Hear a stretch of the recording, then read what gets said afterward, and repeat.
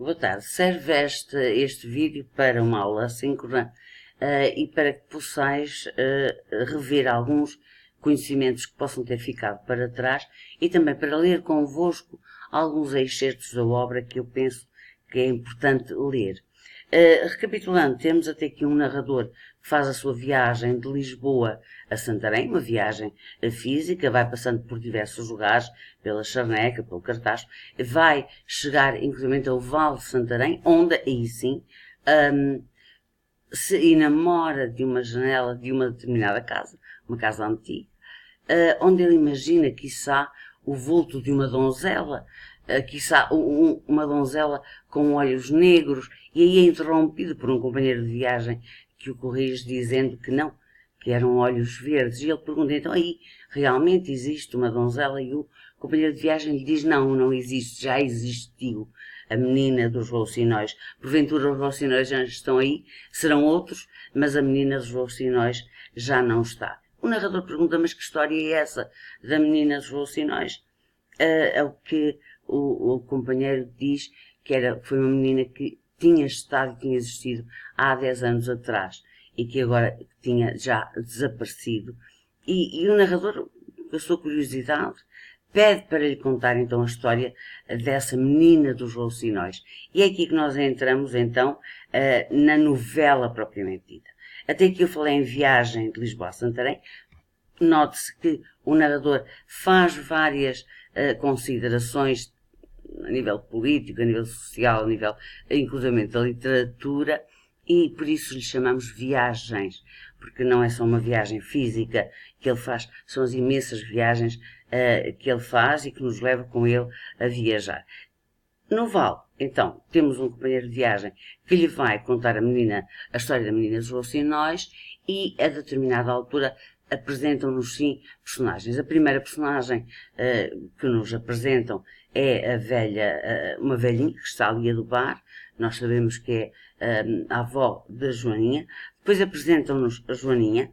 Também já tivemos a oportunidade de ver a Joaninha. E, entretanto, aparece esta personagem que é Frei Diniz.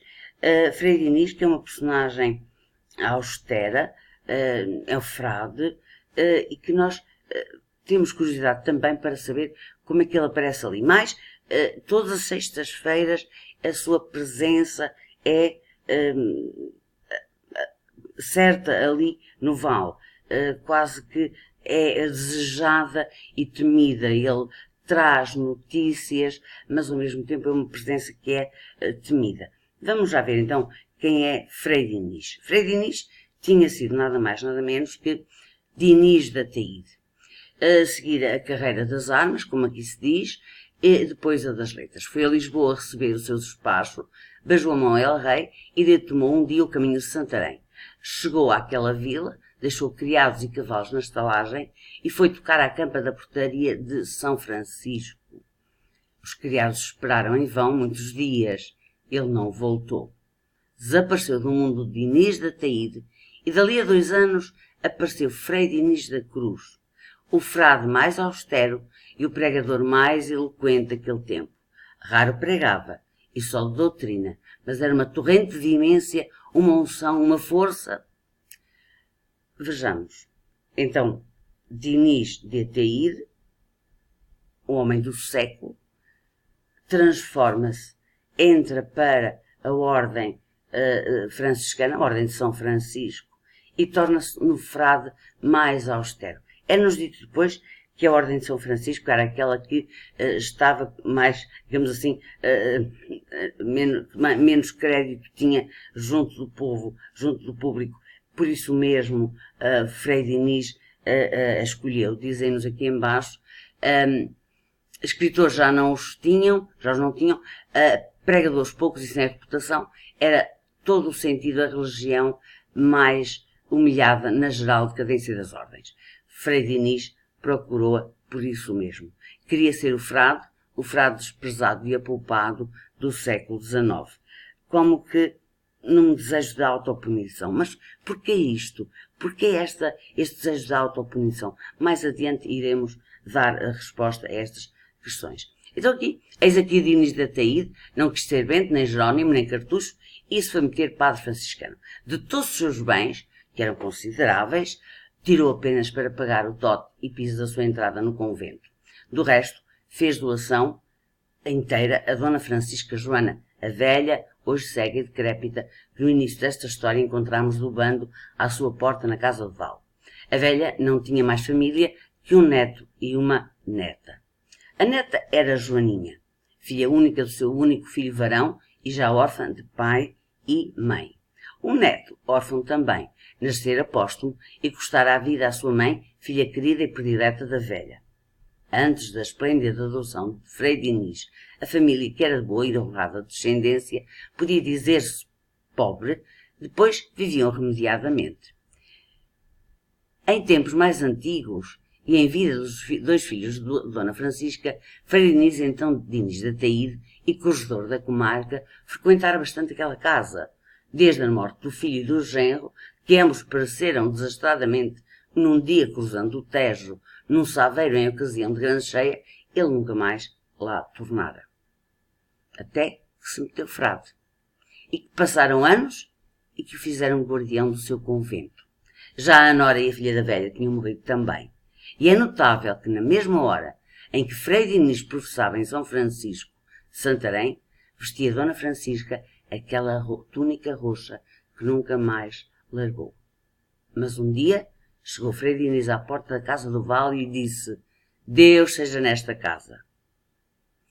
E agora eu pergunto, que mistério é este que envolve estas personagens? Dinis de Ataíde deixou o mundo, entrou para a Ordem de São Francisco com o nome de Frei Dinis da Cruz. Da Cruz, tentai no simbolismo martírio, dor, sofrimento. A avó vestiu uma túnica roxa e, de tanto chorar, cegou. Eu volto atrás só para questionar aqui. Haverá alguma relação entre estes acontecimentos que aqui se diz em cima? Eu frequentava, Dinis de Ataíde frequentava bastante aquela casa. Há uma altura em que morrem o filho e o genro de Dona Francisca. Ao mesmo tempo, Dinis de Ataíde torna-se Frei Dinis da Cruz e Dona Francisca veste aquela túnica roxa que nunca mais largou. Haverá aqui alguma relação direta? Iremos ver. O frade foi-se ao anoitecer, a velha ficou rezando e chorando, e rezou e chorou toda a noite. Isto foi numa sexta-feira. Daí por diante, em todas as sextas-feiras de cada semana, Frei Dinis vinha passar algumas horas com a velha. Não era seu confessor, mas dirigia como se o fosse, em tudo e por tudo, menos no que respeitava a Joaninha. Temos aqui esta informação. Sobre Joaninha, a influência de Frei Dinis não era praticamente nenhuma, mas já no que tocava a Carlos, ele queria saber tudo acerca de Carlos e digamos que a sua relação com Carlos era muito mais, não só de alguma afetividade, mas mais de até supervisão.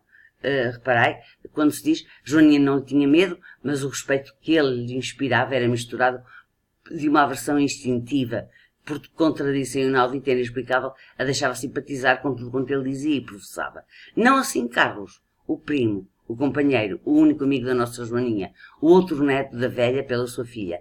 Andava ele já no último ano de Coimbra e ia formar-se em leis, quando Frei Dinis da Cruz começou de novo a frequentar a casa de Dinis, que Dinis de Ataíde tinha abandonado. Sobre esse, a inspeção era minuciosa, vigilante, inquieta. Então, temos esta informação, enquanto que, por Joaninha, Frei Dinis não se debruçava na sua educação, nem inquiria sobre o seu estado. Já sobre Carlos havia aqui uma vigilância rigorosa. São pistas que o narrador nos vai dando, que depois vão ter significado quando mais à frente viermos então a ver o desfecho e ver qual é o mistério que envolve todas estas personagens. Para já é só boas leituras e bom trabalho.